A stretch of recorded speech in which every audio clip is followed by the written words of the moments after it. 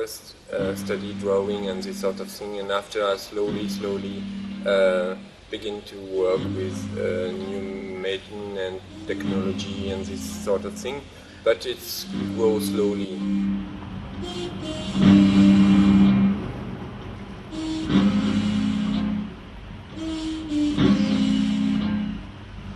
I like to say that I am a bricoleur. It means that somebody who makes bricolage. Bricolage. What is bricolage anyway? Bricolage is, when you make like a little thing yourself. But also this project is mixed a lot of different things. It's a film, so I need to take photography, I need to program, I need to know a lot of different things, and I think it's a good way to work because I'm interested not to work in one line, but just as a touch to many techniques and to mix that together.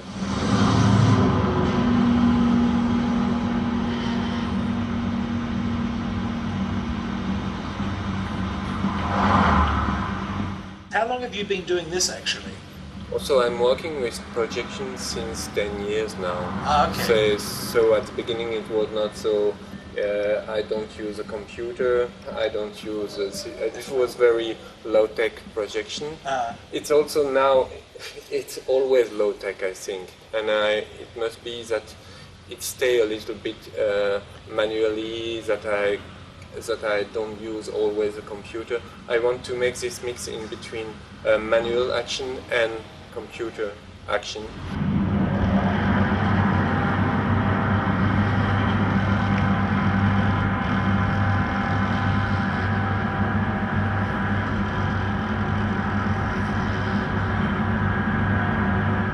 So you have like the motors allow you to focus in and out or get out of focus. And this is turning. This is the one that was turning. This is turning. Yes. And at the same time, the lens of the projector is moving.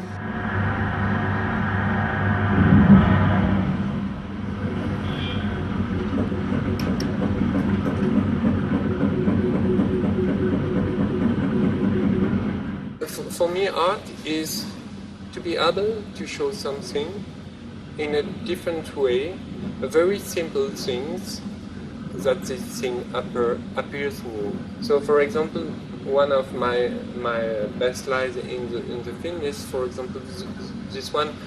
You see the man just switch on a lamp. Yes. Inside of the slide, there is a real lamp. Yes. And the lamp is get off. Yes, turns off. Yes. Turns off. And you see the lamp on the screen. It's very simple, but I think it works because when you turn on the lamp, it's something very simple. But when I'm able to make this sort of thing, I'm perhaps an artist.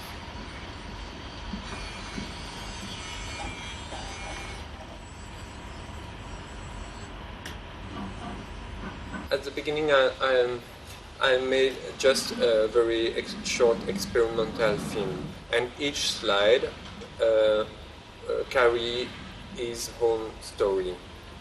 Just one slide is one story, and after I am thinking about this concept of projection, which make me able to make a film, also with a story, with a storyline. So the story is very simple, but it makes me able to make a real film.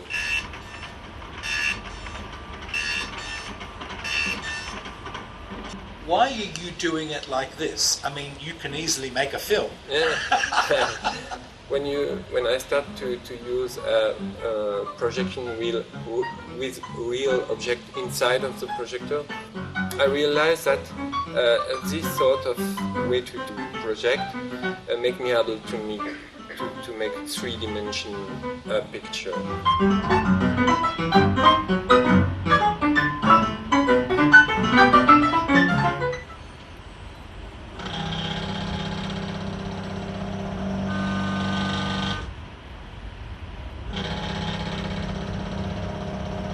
All slide projector have a relatively large space in between. So this is normal.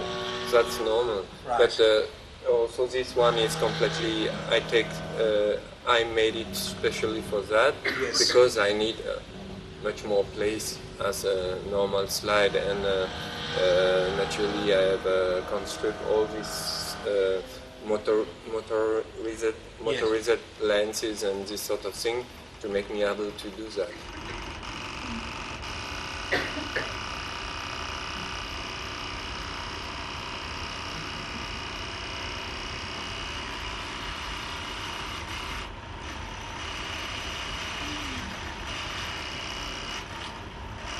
How did you imagine to use this? At the beginning, when I work with projection, with this sort of projection, I realized that I just make a lot of tests, and I use a test to make a picture. But when you want to make a film, it's not like that. You have a film, and you must find all the tricks which makes you able to do this. Like the special effects. Yes, like special effects.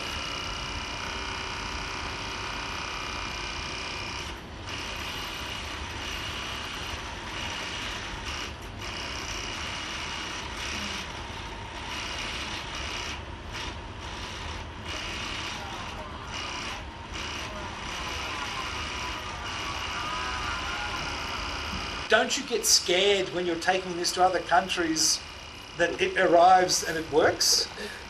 Naturally, it gives a big risk. But I think in this sort of performance, the public is a little bit scared too, because it gives a lot of suspense, because you are not sure if I'm able to do that or not.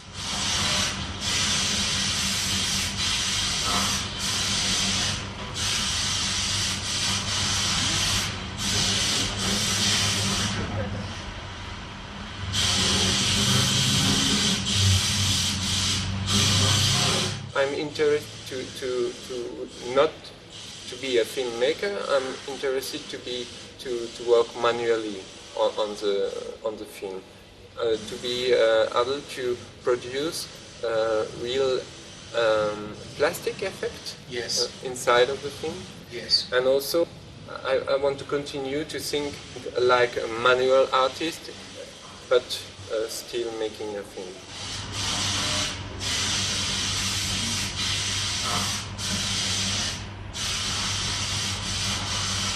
Why is this so special to you compared to any other thing you could do today with new media? I think it's a problem of the transparency. For me, this projection is not a trick, because it's very easy for the spectator to see. It happens, something happened in the projector, and this thing happened on the screen. Yes. Also, it's completely clear. There is no trick, in fact, because you can see all the things. And with new media and this sort of thing, it's just used to be in front of black box.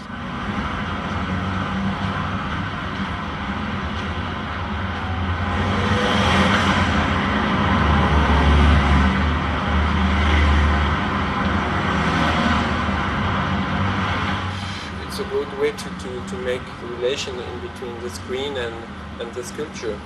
And I'm really interested to what happened in between 3 dimension and 2 dimension, and that's a little bit the work.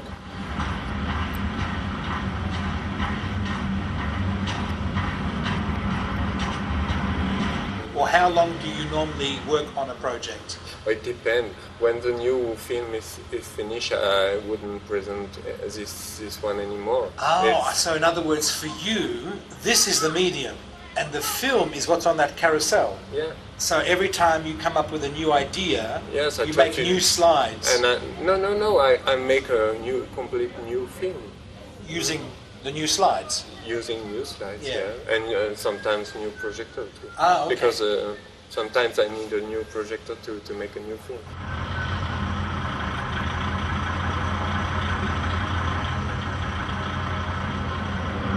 How long does it take you to make one film? This one is 20 minutes long. Also, I need the most of the time hear was to make me able to program that, to control the projector, and for the film it can be that it go very very fast and sometimes it's long, it depends.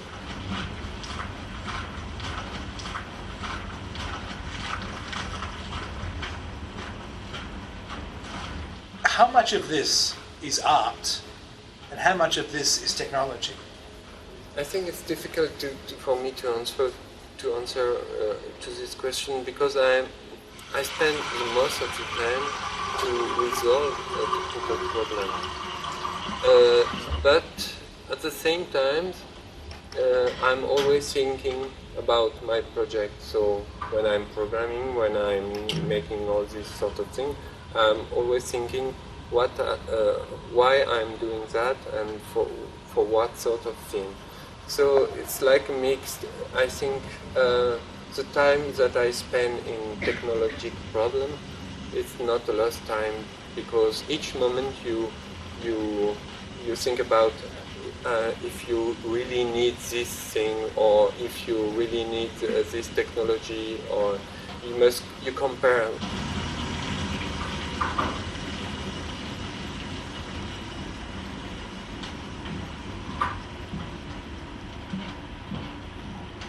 My new film is made in Berlin, and also I like this town because it give a lot of space. So you have really a relationship in between you and the space and how it is built.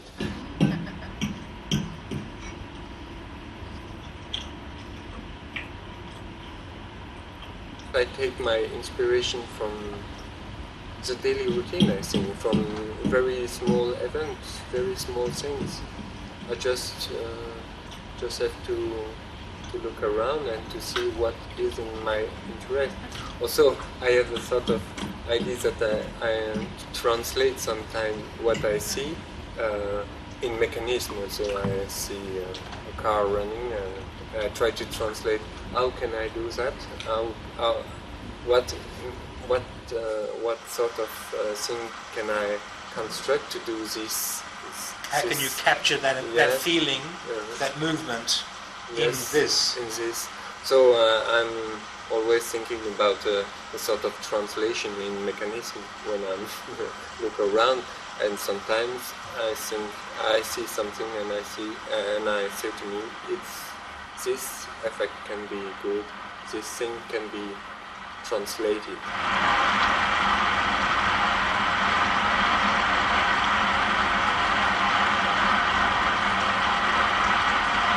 I'm working on 2 new films, and after I finish with projection. I'm most interested now to work on display, because to work directly on display. So I have other projects with display and this sort of thing. When you say display, you mean to take this and make it into a finished product? No, I'm more interested in the process of the display. I really want to work to build, to construct new display, which are not television or this sort of thing. In what way? Like a plasma, like an LCD screen? Yeah. But do it yourself? Yes. And what technology can you use for that? Or you can also use a lot of mechanical technology. You can use a lot of different way to. But I'm interested in the vibration and in the speed inside of the screen and how it works, how it makes you able to see a picture. So I want to work a little bit in this direction to work directly on the screen, on the display. So to use the screen as your projector, yeah, and then work with it electronically in the same way you work with this mechanically. Yes.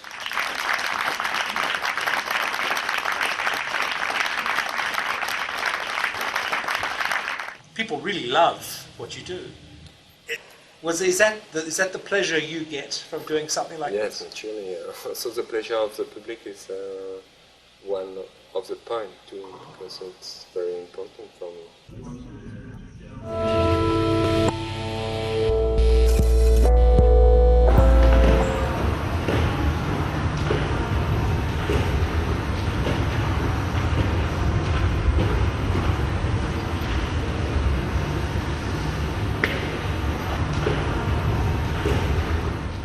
you see yourself? I'm a hybrid. Yeah, I never heard that one before. Yeah, I'm kind of a combination of many hats.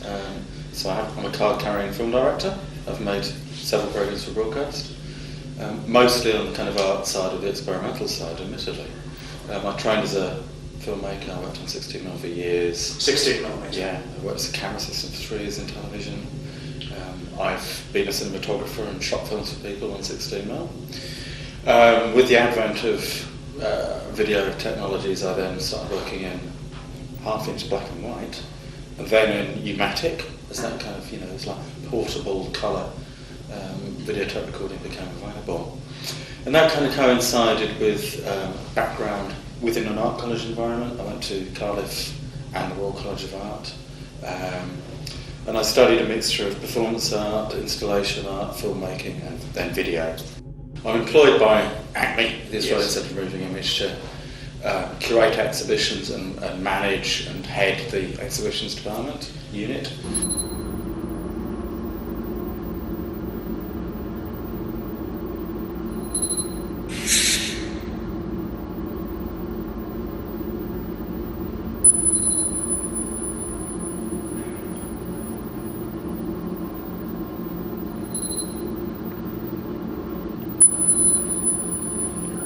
I was brought up in a town, Bedford, which was slap back, next door to Santa Pod Raceway, Europe's biggest drag strip.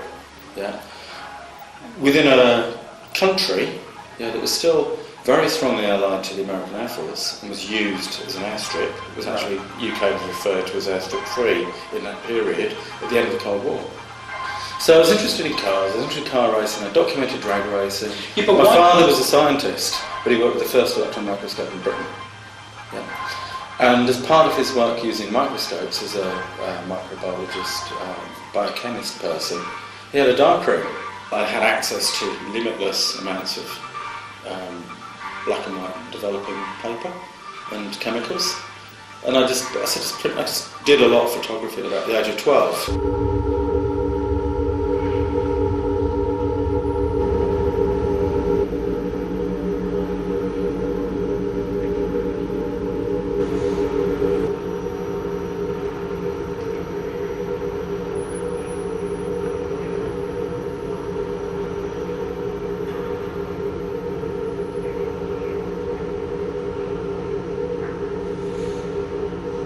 Nine times out of 10, the good art you'll see downstairs in White Noise comes out of people who are just obsessed about mucking about with stuff in increasing detail and with an increased focus or specialisation. Yes. And that's where the extraordinary comes out. If I'm ever advising an emergent artist or someone who would like to be an artist or wants to be an artist more, what they should do, I would say, well, don't copy anything. Yeah, be aware of what else is going on. Yeah, of course, do your art history if that's available and you want to do it. But the best thing to do is stick to that weird little thing that you think's interesting, yeah, and maybe other people will find that interesting.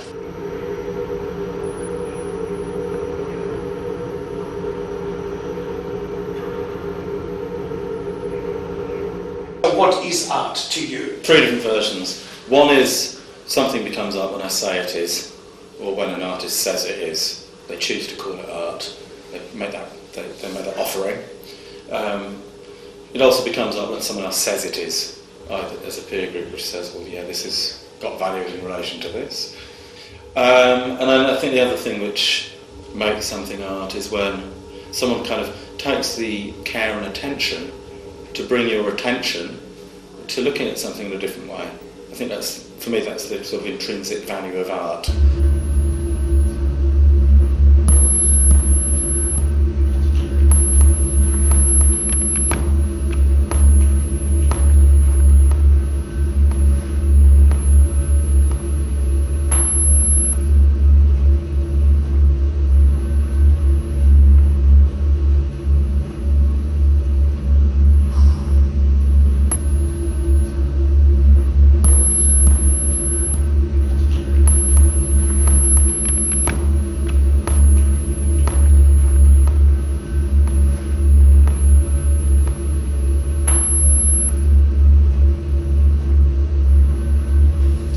reason I moved to Australia and Melbourne in particular was this organisation, and the fact that the screen gallery that we're using is the best one in the world. It's a fact. There isn't a space like this in New York. Actually. Oh, really? No, you wouldn't have seen a show like this in New York because they couldn't do one. Why? There isn't a space which has been kind of set up in this way. Yeah. There's the Whitney, there's the Guggenheim, there's Museum of Modern Art, etc. Yes. But there are visual art spaces which don't have the same technical control that we've got. Yeah. You might see it at ZKM in Karlsruhe, Germany. You may see it at Arts Electronica in Linz. You would see it at the ICC in Japan, Tokyo. There are other moving image organisations or museums which go halfway towards it. I think this is a new hybrid organisation.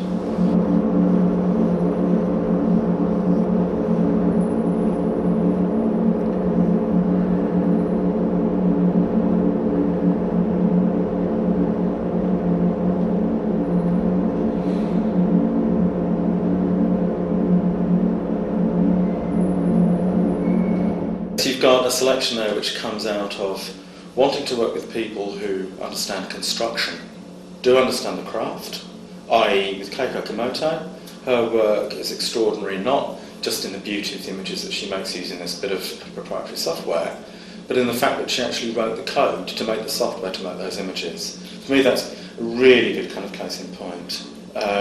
Likewise, Ulf, he's been making work like this for nearly 15-20 years. Yeah. Very, very subtle work, obsessive, this is the way that he's going. Ryo Shikida, doesn't write about his work, doesn't talk about his work, doesn't do interviews, just makes the most exquisite work, and that's what he knows how to do.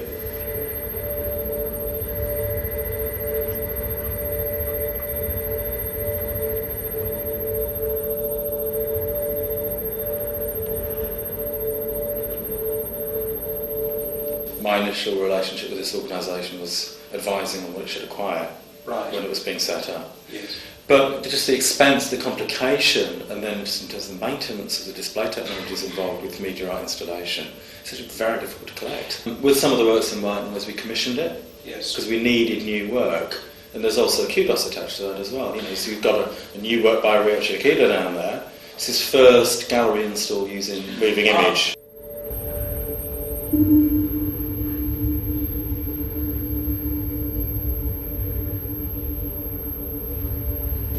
If you had to make a kind of a socio-political analysis of a society subsumed in, complete flow, a data spectra, to quote Ryo Shikida, that's why his work's in there with this, infinite horizon of data, that's what our world is now made of. In terms of the availability of endless media, maybe it's, I don't want to hear more stories. I'm fed up of stories.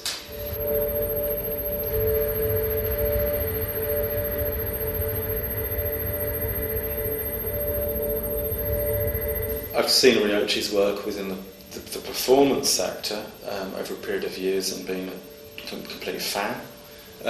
So that then when I knew that there was an opportunity to actually make an installed moving image work, which I'd never done before, to kind of get the kudos from realising that throughout me, it's a big thing.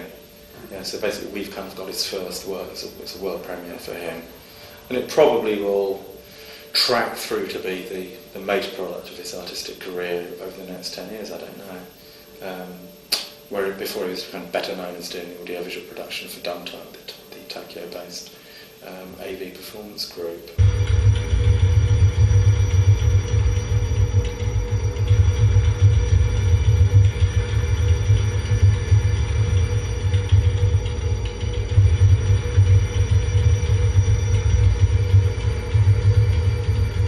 The reason that Peter Bosch is in there, which is possibly within this thematic, the loosest work, or in terms of the history of Peter Bosch's and Simone Simon's work together, they come from an electromechanical history, which I'm also totally interested in and have worked with before as well. But the beauty of that piece was that in this context, that one piece laid bare the mechanisms, the process of abstraction. You don't need any weighty academic text or theory. You basically show someone, and someone sits down in front of an image and it's a wobbly thing, and they're trying to work out what the digital effect they used to create it. And then, what's through that window? They look through the window and they see a wobbling oil tank and a camera pointing at it. So that you see, in a sense, the process from beginning to end of abstraction.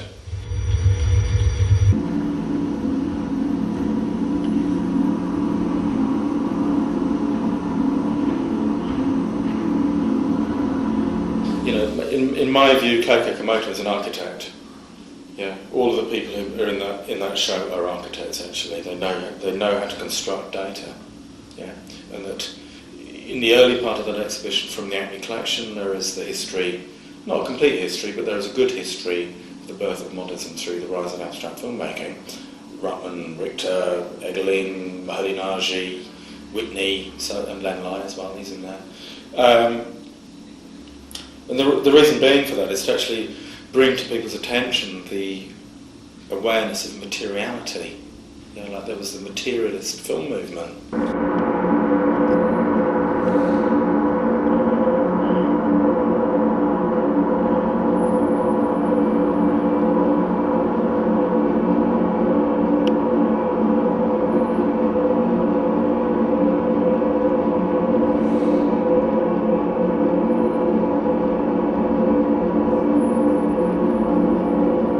The exhibition design involved a team of people who were architects, lighting designers, 2D designers, 3D designer from a very early stage. Likewise, in terms of isolating the sounds within each artwork, we've created a corridor of white noise. So there's a default hiss, which is obviously like a sort of process of cleansing.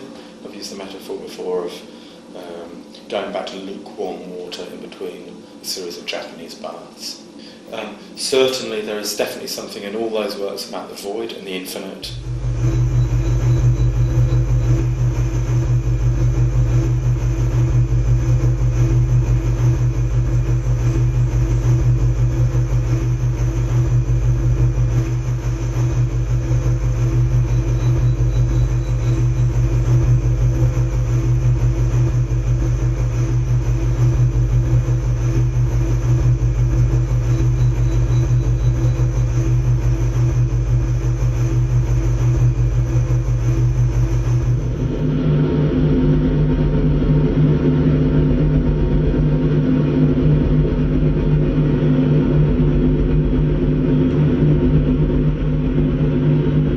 Yes, you can run through a painting exhibition of 30 paintings, spend 30 seconds on each one, 15 minutes, gone. I've seen that show. You go to this show, you run through the exhibition, okay, you could do the same, if you do it another day, you see a different exhibition because they're durational. So you're seeing a different set of frames. Now, I don't think that kind of defeats anyone's experience of saying, I've seen the show, because they have. And that we know from our complexity that when you see the fractal, you've seen all of it. But to really enjoy the whole show, it could take 2 days. That's right. Yeah. And I'm actually now finding that people coming back, keep finding the same people in drift, because they're kind of slightly hooked on it. Because it takes you into this drift of other consciousness. You drift in between different layers of consciousness, which is also in total proposition. So that when you're listening to drift, you are, I've heard that sound in the flesh. I've sat in Ulf's porch in Kamazi in Ghana, listened to that particular cicada sound, you can feel the heat, you can see the blackness of the equatorial night coming in, and then just confronted with it's almost like being blind, which is also a psychological condition.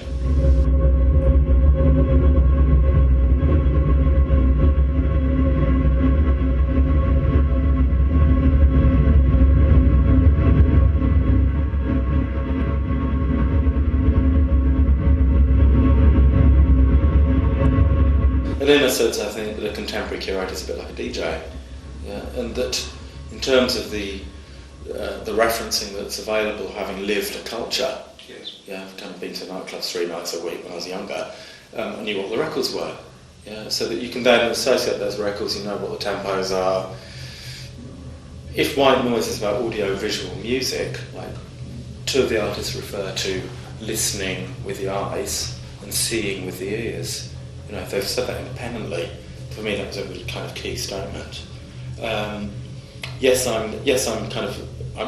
all DJs, we've all got our iPods now, we make our selections, but I suppose I've been very privileged through kind of forcing issues, perseverance, of being able to take that into operating a bloody great iPod.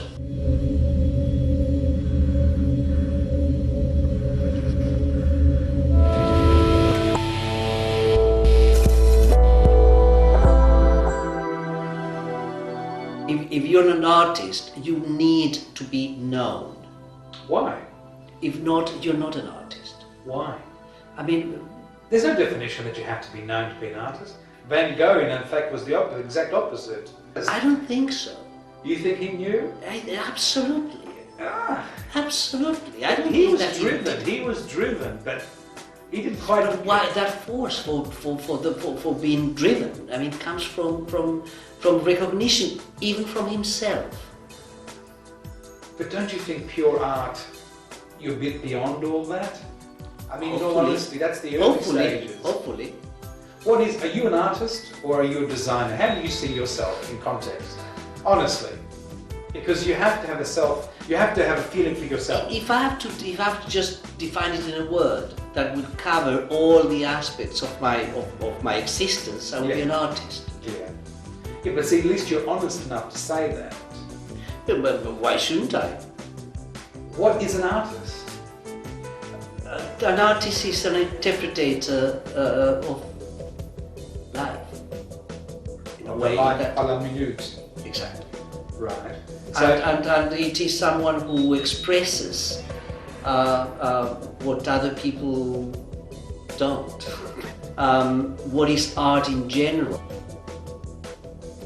I think it is a necessity.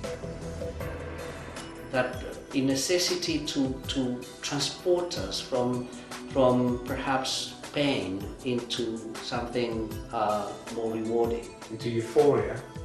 But pain, why is it got anything to do with pain? I'm talking about pain in a nice way. Pain being from the everyday. Every day. I mean, let's call that pain. I mean, for the person who works in an office without a window, and that's painful.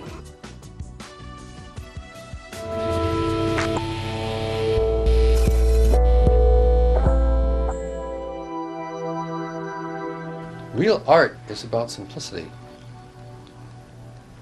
Real art is about touching the heart, moving the soul, and all this complexity just gets in the way. It's unnecessary. There's an old story from India about a Maharaja who wanted to learn sculpture. He went to a sculptor and said, "Can you teach me?" And he said, "Well, if you want to sculpt, you have to paint. Show me your painting." He says, "Oh, I don't know how to paint." He said, "Oh, well, how can you sculpt if you don't paint? You don't paint." "Well, all right. Well, then show me your dance."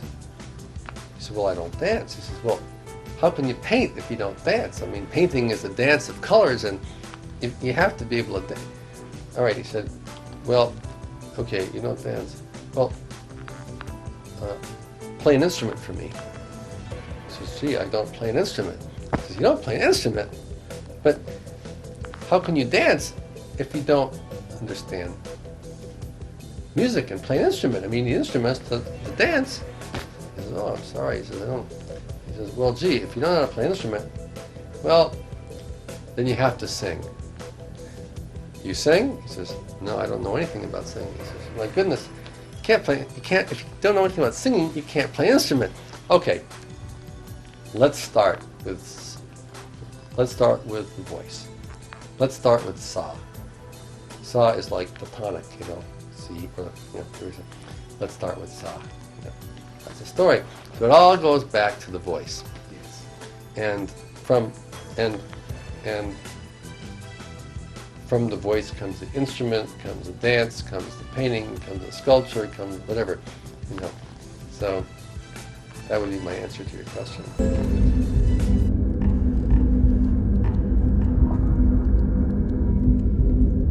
Drew, how do you see yourself? I guess science artist. What I do is take real science data and then strip away all the fancy language and just show people what it is the scientists are actually researching. I mean, the tradition of my kind of work, I mean, it's been around for hundreds of years. Galileo used to look through a telescope and paint watercolors of the moon. And I mean, scientists have always used art as part of their thinking and discovery process. Like Leonardo da Vinci, that probably. Yeah, that's right. Well. No, he's the pinnacle of it. Even as a very small kid, I started off with all the Commodore 64s and Amigas and so on, so I've always been with computers. Being a big game player, I think games have a strong influence on the way I've developed my career. But it's now with technology, I'm using the same tools as they use in feature films, Shrek or Star Wars or whatever it may be. Yes. And the beauty and the power of this software is you can create anything you can imagine.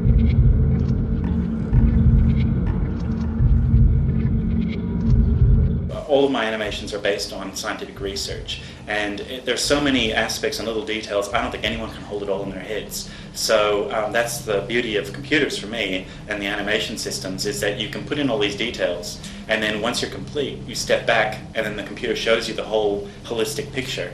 And for me, that's the revelation point.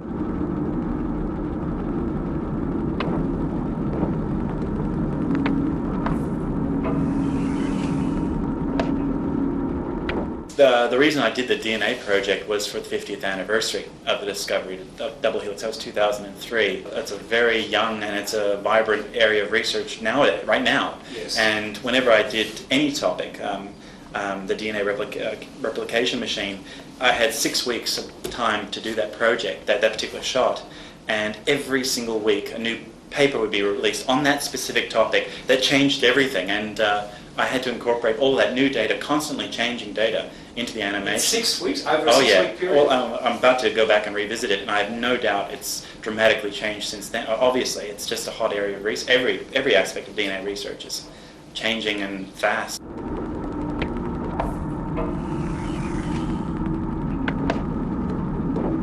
When it comes back to using your software of choice, which is obviously Maya, there's 2 or 3, like 3ds, all this sort of stuff. Yeah. What's particular about Maya? I was using 3D Studio Max for about 5 years, learned on that. It's a great program to learn on because it's very logical.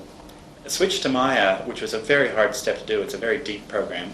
But the same tools that I'm using for DNA and all the dynamics, they designed it for the Shrek, the Jolly Green Giant, and how his hair would flow or how his skin looked, and yet because they're not creating a set for you to build an ogre, they're building a set of tools that are set of tools. They're literally the chisels but they don't give you that. You have to smelt your own metal and build your own chisel, and that's the power of it. Most of the time I look at it, I'm looking at it like this. Well, do you want to, I mean, this is, it's actually a little bit faster than real time. This is how I control the DNA strand. I'll show you the shot that comes from. This one here, so we got the wiggling DNA. Yes. And then down comes a protein molecule. A molecule that comes down and grabs it and starts the winding process. So this shot here, the wiggling and the DNA strand itself, that is this thing. So you got the wiggling DNA, which I'll go switch to the camera view. Wiggling DNA. Yes. And then down comes the protostome, which will turn on. Yeah. So down comes this guy.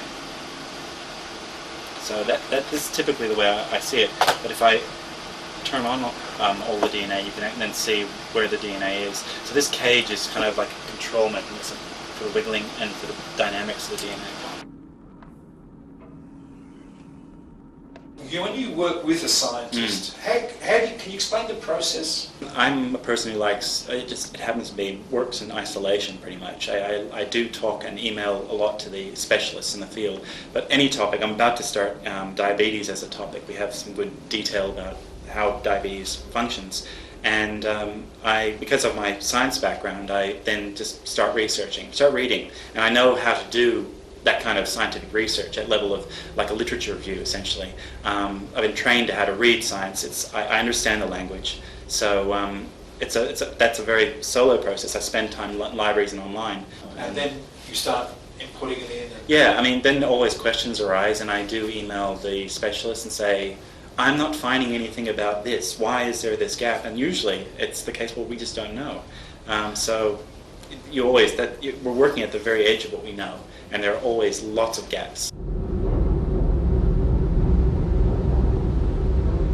Would DNA be probably the most fundamental, most important project mankind has ever really tried to unravel? It's at the very essence of everything, every living thing on Earth, and most living things are microscopic. We just can't see them, so we're not aware of them. But every living thing is based on that, so it's a pretty powerful script.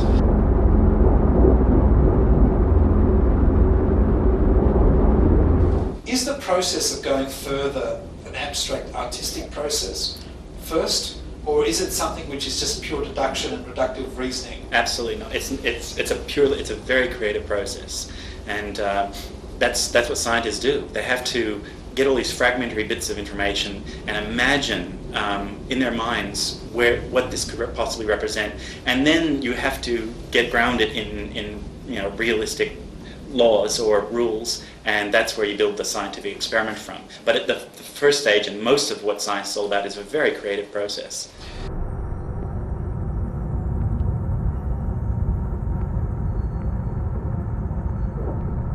What other projects have you been involved in that have totally fascinated you, like the DNA project? Well, I just finished a National Geographic documentary on bioterrorism, and that was the 6 Horsemen of the Apocalypse, as they called it, and it was a particularly disturbing project. So Ebola, smallpox, smallpox is the reason. Oh, so this was 6 diseases? Yeah. What did you have to do, animate these diseases? Yeah, so how do these things function? What are these things? What's a virus, and how does it work? And yeah, smallpox is a particularly nasty one. Really? Yeah, if that gets out, we're deep shit. We're beyond deep shit.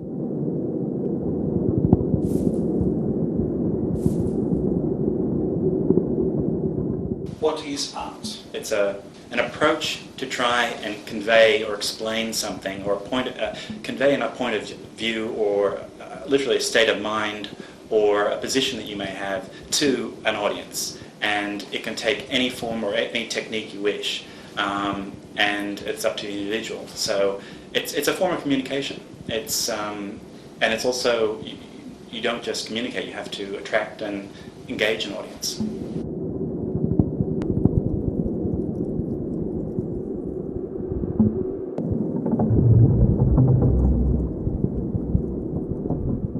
I had the great honor during the DNA project to present my DNA animations. I had about a dozen Nobel laureates that I was had the opportunity to critique my work. So as I was creating it, I'd say, "Here, have a look at this," and always they'd come back and say, "Yeah, that's fine. Yeah, keep going." So that was wonderful. But then I had an audience with James Watson himself, and I was presenting DNA replication. And I got to the end of showing him the sequence, and I went, "So here's all these little components, and this is what's going on." And I turned to him, and he was just staring at the screen, and there was silence. And he then said, "What's this?" And I said, "Oh, it's DNA replication." And he said, "All right, keep it up." And that was the extent of his criticism. So a nod from James Watson.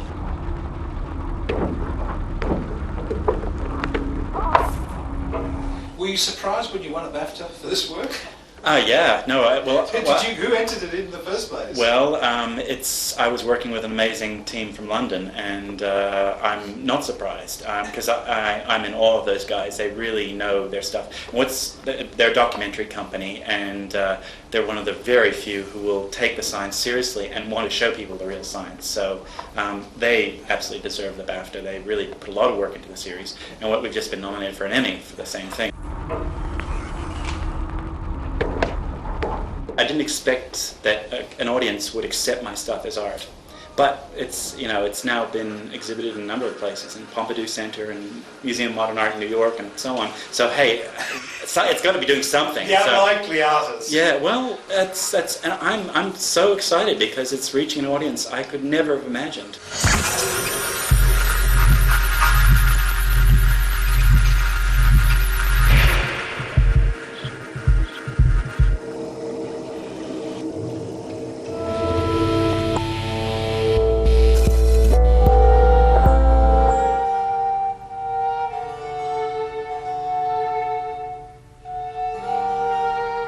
How do you see yourself? I'm an artist. Okay. Yeah. So you're definitely an artist. Yes. Okay. An artist. And for you, why are you an artist? だから私は子供の頃から絵を描くのがとても好きで、その絵を描いてたことと今プログラムで作品を作ってることは私の中ではすごくつながってるんですよね。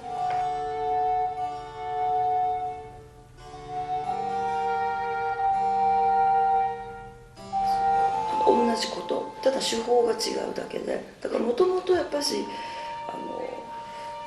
絵画がとても好きだったし、あまり他の職業になろうって考えたことはないですね。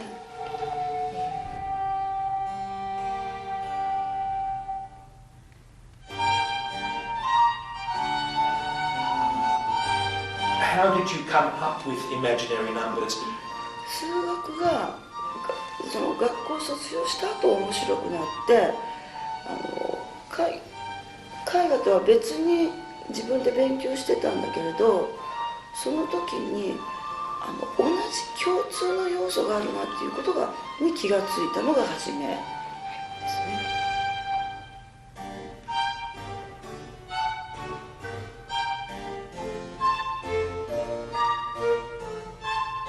Was this from experimentation or just luck? 最初はやっぱりすごく機械的な、ジオメトリックなものしか知らなかったんだけれども、もう少し探していくとすごく自然に近い数理っていうものもやっぱあるんだっていうことが分かって、それはもちろん中国はここでは習わない。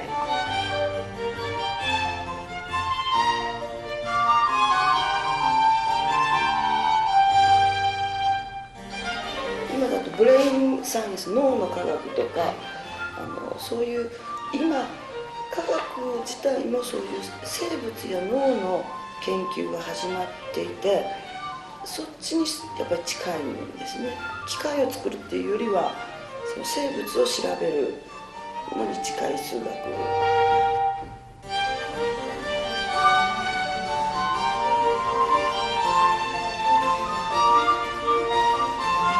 Textiles, they borrow a lot from geometry. If you allowed this formula to go further, can it keep creating new things forever, infinitely, or does it stop? 今おっしゃったように基本的にはパターンの繰り返しがあるんですけど、その繰り返していくときに少しいわゆるずらしていくんですよね。でその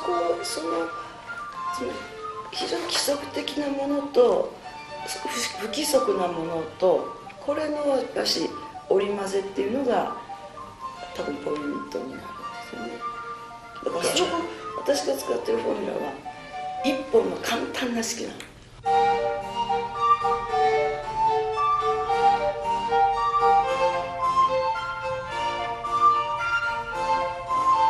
The big question, is it art or is it mathematics? Or is art and mathematics the same thing to you? いや、それはやっぱりアートなんですね。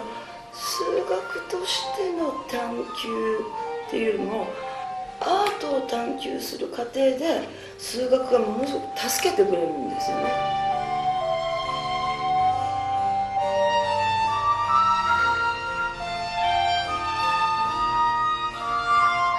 Is there a formula, a mathematic formula for art?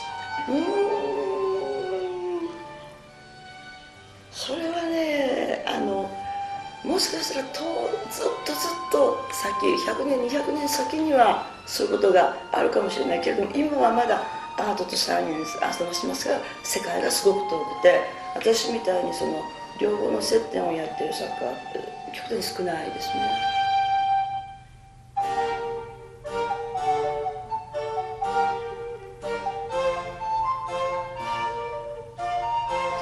数式とかが、あるを作るフォーミュラの前に、まず思考っていうのが数学としてあって、それをフォーミュラに落とすんですよね。だからどっかのフォーミュラを使うわけじゃない、フォーミュラを自分で作るんだけど、その前にまず数学の思考っていうのをやっぱり一回やる。そこがすごくその美しいんですよ。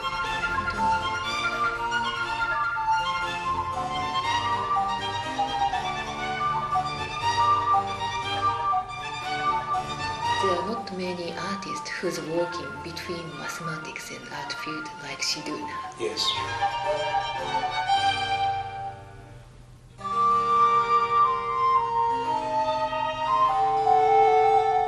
At what point does the formula go into art? いや、それはやっぱりね、一つは単純なことを言えば、いわゆるリニアかノンリニアかっていうか、リニアっていうのはまあなんていうんだろう、こういうのがこうリニア、リニア、ノンリニア。例えば、ノンリニア。Okay, so exponential, or it's inverted exponential. Yes, non-linear. This equation created chaos. Chaos. Yes. Very easy, very simple. But this equation created very complex result. Yeah. So. This one. Yeah, this one, I think, most beautiful.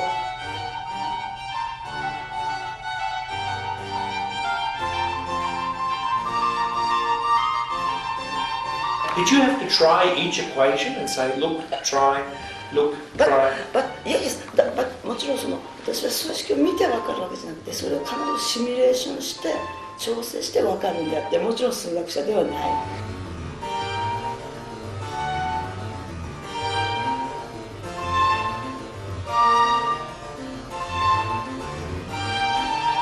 But what I'm trying to understand too is, can it work backwards? But when you see a piece of art, do you think it can be translated to an equation? No. 例えばね、こういう日本でも聞かれるんだけど、Very frequently asked question in Japan as well. 感情方程式はやっぱりないですよ。そういうルールから登っていって、あるところでその自然とか感性と合致するんですよね。そこまでは我慢しないと。だからこう最初に感性があるっていうよりも、最初にはその構造の面白さがあって、それを追いかけていく過程で自分の感覚とパッと合ってくる瞬間がやっぱある。こう上がっていく。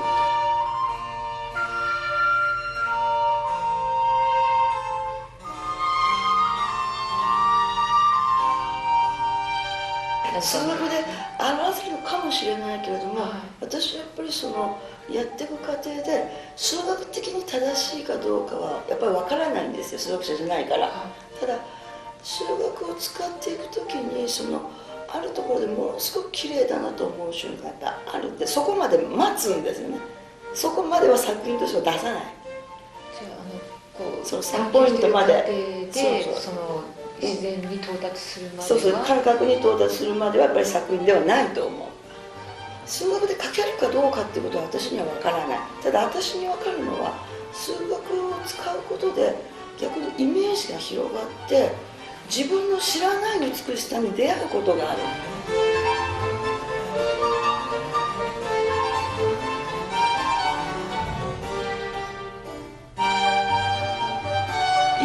広げてくれるものを探していたら、それが私にとってはこう数式っていうのがそうだったんじゃないかなっていう。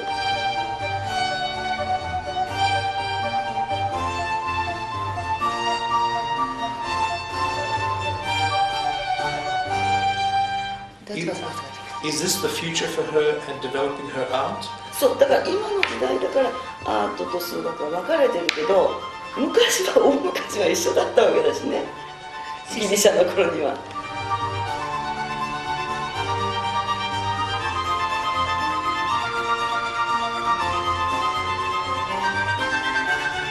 Art Yeah. and mathematics. Yes. At what point is it where it's interesting? そうだからその数学に落とし込む、それから数学にからアートに広げていく、両方人間はできるし、その方が面白い。それでも例えばジュエリーを作る時にやっぱり幾何学的な美しさもすごく知ってる人じゃないとジュエリーを作れないでしょ。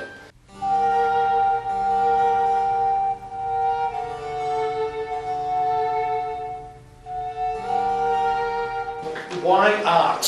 Why not jewelry or fashion? Or why not applied art? そうなんだろう。いや、ジュエリーに行ってたかもしれないけれども、やっぱり一番抽象度が高い、物質を使わないからコンピューターだと一番抽象度が高いっていうことですよね。なんて言うんでしょうね。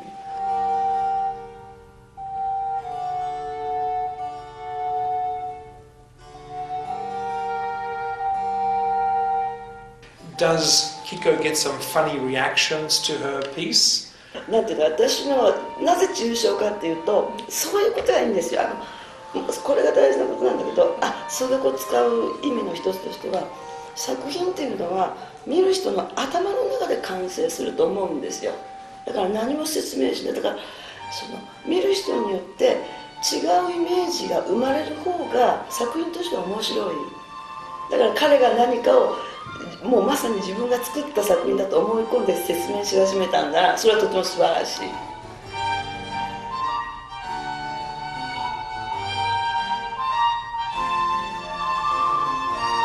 Now, your mother is here with you.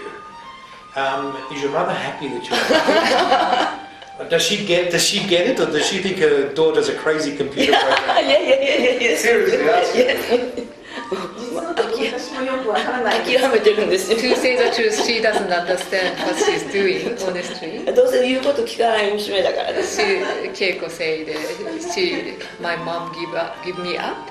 Give up. Yeah. Lost cause. Yeah.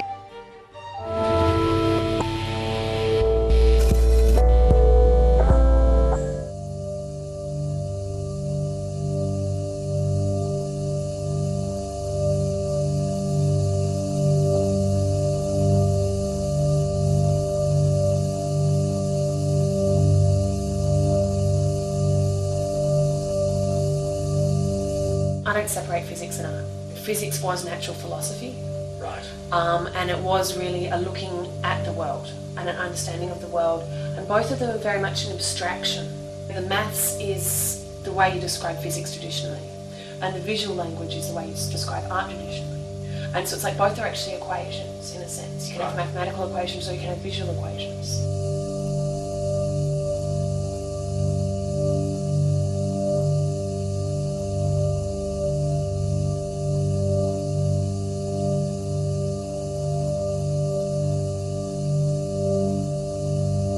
From a very young age, my mum used to say that I'd run along the couch and leap up and grab light bulbs. And I would hold the light bulb, and it wasn't until my hand burnt for the second time and it was bandaged that I think I learned that you can't hold light.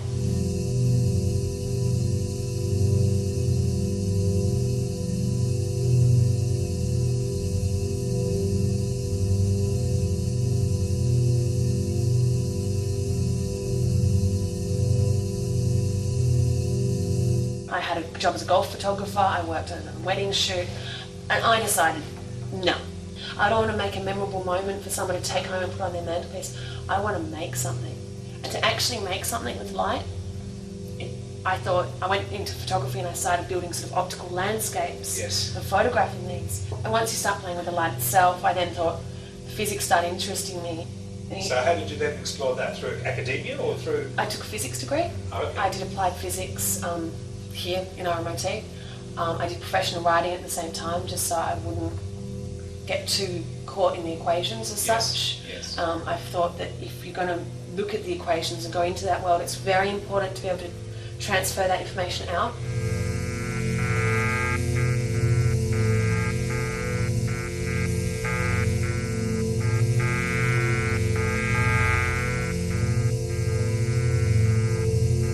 Halfway through, I went off to New York, and that was really the first time I realised that art had the power of expression that language and physics did. And I was already working on the language and I was already working on the physics, and I said, oh, So you can see the corollary between them all. absolutely.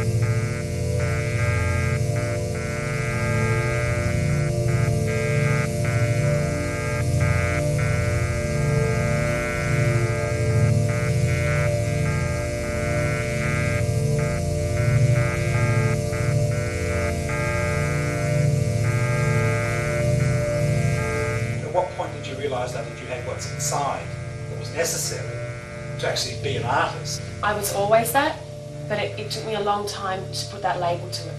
I was always creating my own path. Right. Ever since all of my creations have been strange, unusual, and very much following my own world. Right. Part of it would probably have to do with my sister, who's a comic book artist. A comic book artist creates their own world. I can't draw. I still created my own world. So this was the yin and the yang. Yeah, so we share stories and we share this world, and to me it never occurred to me that you don't create your own world. I thought that's what life was. You design and you develop and you make your world as rich and wonderful, and you fill it with the most amazing things you can.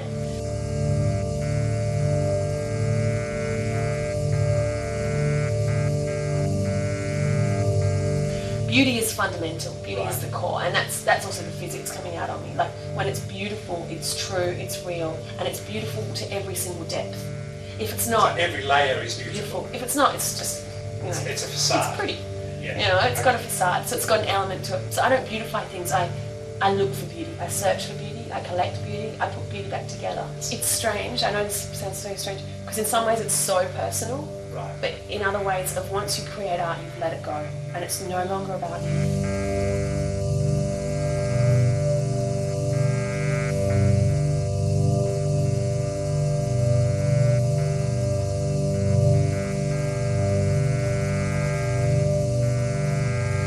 In a hologram, what you've got is information that's not only about how much light is there, Yes. but where it's coming from. Right. So, the easiest way of doing it, let's say we want to make a hologram of this. Yes. So we get this and we illuminate it with laser light. Yes. Yep. But to make any sense of that information, Right. you need to use a reference beam. And this reference beam, what that does is it sort of codes the space. People are so much more used to thinking about digital, so in a digital way you can almost say it's like a matrix. Right. And so that matrix then has sort of almost like it knows where that light is coming from, Yes. what direction it's going to. Yes. Holography actually uses a thick medium. Yes. It's only 8 microns or 7 microns thick, but it's a good couple of wavelengths. Yes. And it's pretty much high resolution photographic sort of film that I'm using. Yes. And then you put the reference beam back on the film. If you look through that film, it looks like that object is there. Because what the film is doing is It's it's the changing. absence of the object. It's changing the path Yes. to make the light actually. There's no difference of the light leaving the object Yes. and the light coming through the film and Leaving the object.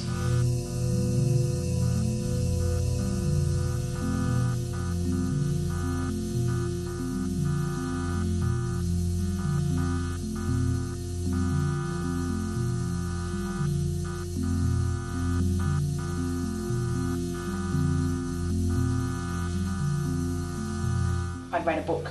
Yep. So I crashed a few classes, saw the basic things. This is a physics department though, so they're teaching you the physics behind it. What I really wanted to know is what images can I make. Right. And so I was building lenses, I was putting things all up. Most of my early holograms were kind of interesting. And I actually went over to England and bought my first box of holographic film. Right. And came back on an airplane with it. Yes. Made my Well, first. you couldn't get it here? No.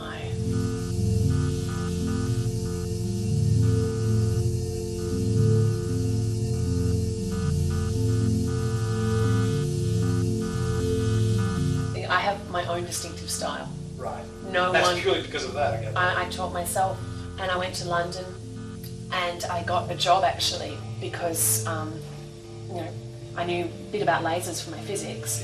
I knew a bit about technology, and I got a job working with Martin Richardson, doing holographic portraits in London. I mean, this is a science lab. We were making plates this big. In Martin's studio, he works with David Bowie and Will Self, and people who've got thousands of pounds to spend.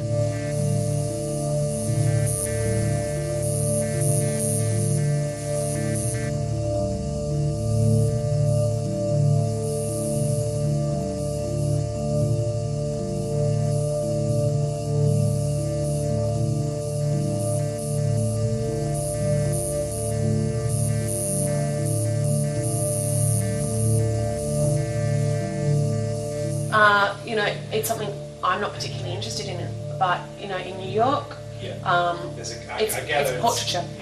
And the woman I work with in New York is very much a portrait artist. Right. And I work creating portraits, and it's been very interesting for me to actually learn how to capture people, because my work is very much not about capturing people.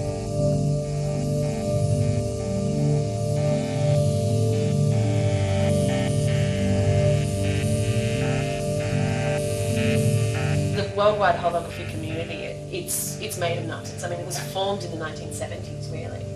And so you've got to think about artists. Children of LSD. Yeah, absolutely. Artists in the 1970s who are into new technology and light. Yes. And I mean, there are some of the people I've worked in America believe that holography is kind of a theory of enlightenment. And I've actually had sort of almost people fight over the principles and what I believe, and that it's a calling.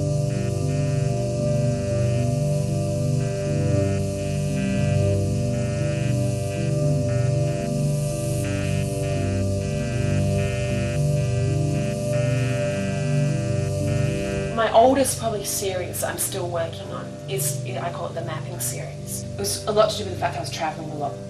And I'd collect maps, and then I often cut up the maps, and then I'd sort of redistribute them around my room. So my first piece in the mapping series was a portrait of me on my miniature bicycle, which I was riding around London at the time. I've got this bed sheet behind me, which is kind of like the sky, and it's the map of my local area. And the film plane's below me, and so I'm actually riding over the film. And it's designed, and I've never installed it because it's an ongoing series that has never been exhibited. It was designed to go in the ceiling. Right. And so that on the ground, it would just say, "Are you here?" When you go there, that triggers the laser. So if you look up, you'll see it. That series I then took, and I made that piece in New York, the one with the map dress. Yes. And this was it was almost like that act of wrapping the bedsheet around you. Yes. And becoming more intimate with your maps. And the fact that your maps become who you are, your journey forms you.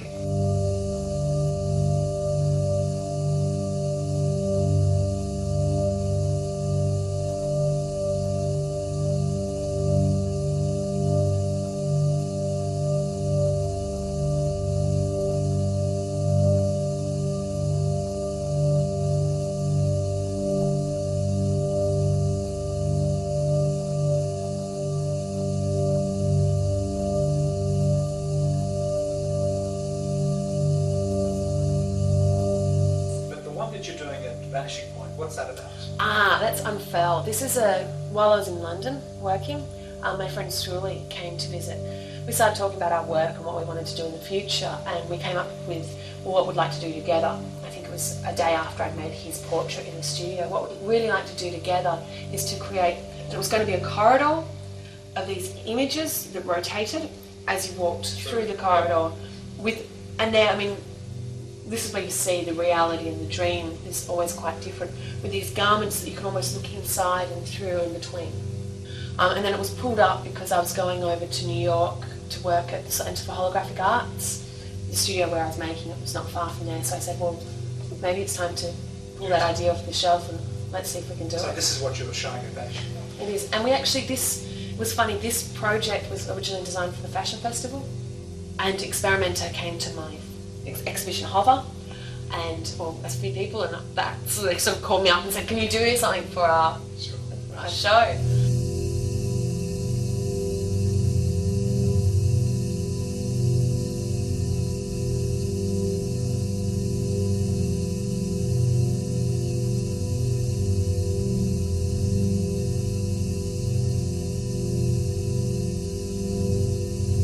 the reason I do art is I'm expressing an idea that I can't express in any other way. You know, it's the expression of something that doesn't correlate to equation. I can't just write down equation in maths and go, yeah, get it? I have to make art to explain the story, to explain the idea, to actually give someone that adventure.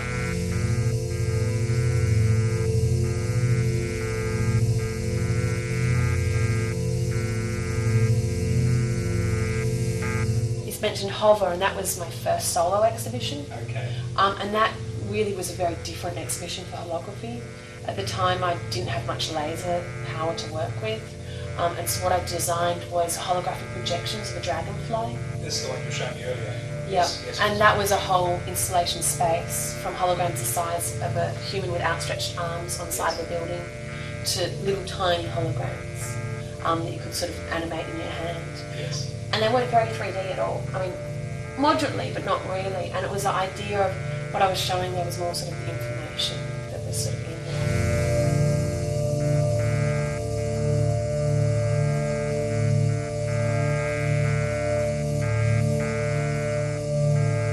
Quantum theory is particularly actually in the stories I write with my sister. Right. And we're doing an interactive comic book. People think, oh, physics nerd. It's like, no, actually quantum theory and superstring theory, it's weirder than any drug. Sure. You know, sure. it's That's just right. like, you want to go into the kind of the strange kind of like, it's like, I know where your left sock is. You can do physics. Yes.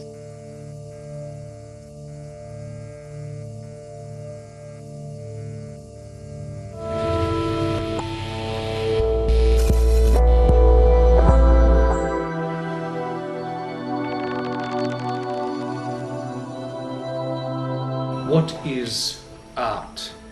Art for me is a pure concept. Pure concept means like mathematics, you know, the methodology. So you think science is an art? Science can be turned into art Yes. in the concept, in the brain. When it is not technical, but when it is the synthesis of, let's say, an idea. By chance, just to describe the curved space.